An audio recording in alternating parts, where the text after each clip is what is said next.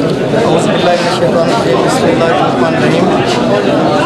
یہ ملک غضنفر کا تیسرا الیکشن ہے اور یہ دوسرا الیکشن پی ٹی آئی میں ہے۔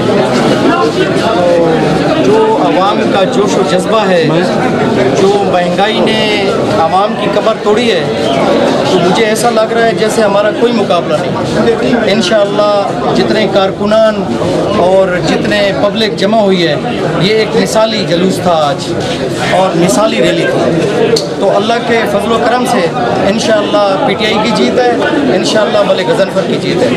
سب دونوں گروپ دعویٰ کر رہے ہیں کہ ہم ان کے جو ہے وہ بندے توڑ کے اپنے ساتھ ووٹر شامل کر رہے ہیں۔ آپ کا دعویٰ ہے کہ ہم ان کے ساتھ شامل ہوں اور ان کے ووٹر جو ہیں وہ اپنے ساتھ شامل کر رہے ہیں۔ اس حوالے سے اب تک الیکشن کمپین کی کیا میں تو ملک غضنفر کے ساتھ پوری کمپین میں رہا ہوں، تو اگر وہ مخالفین ہمارے پرانے ووٹرز کو جلسے کرواتے ہیں تو یہ اس کو ووٹر توڑنا نہیں کہتے۔ تو اللہ کے فضل و کرم سے جب الیکشن آئے گا تو الیکشن خود ہی بتا دے گا، اور آج کا قافلہ خود بتا رہا ہے کہ عوام کس طرف ہے اور عوام کا رد عمل کیا ہے۔ انشاءاللہ یہ رد عمل بتائے گا انشاءاللہ 30 اپریل کو۔ کیا یہ صرف عوامی خدمت محاذ جو آپ کا گروپ ہے، یہ اس کے اپنی جگہ پہ کھڑے ہیں سارے لوگ، اور جتنے بھی ہمارے دوست ہیں اپنی جگہ پہ کھڑے ہیں، لیکن جو پی ٹی آئی کا جوش و جذبہ ہے وہ کچھ مثالی جوش و جذبہ ہے۔ انشاءاللہ پی ٹی آئی کی جیت ہوگی، ملک غضنفر کی جیت ہوگی انشاءاللہ۔ اپنے غلط کو مینشن کیا ہے ابھی اپنے ہاؤس پہ، تو کیا کہیں گے؟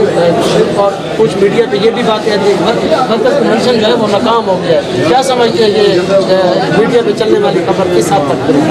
میں نے تو ایک کارنر میٹنگ بلائی تھی پی ٹی آئی ٹائیگر کی اور میڈیا کے اپنا سوشل میڈیا کے ورکرز کی، تو وہ جلوس کی شکل میں اور ریلی اختیار کر گئی۔ آپ نے دیکھا ہوگا کہ وہ کنونشن کا نام کچھ لوگوں نے دے دیا، کچھ نے ریلی کا نام دے دیا، اور وہ ناکام نہیں ہوئی۔ اللہ کے فضل و کرم سے وہ ایک میٹنگ ریلی کی شکل اختیار کر گئی۔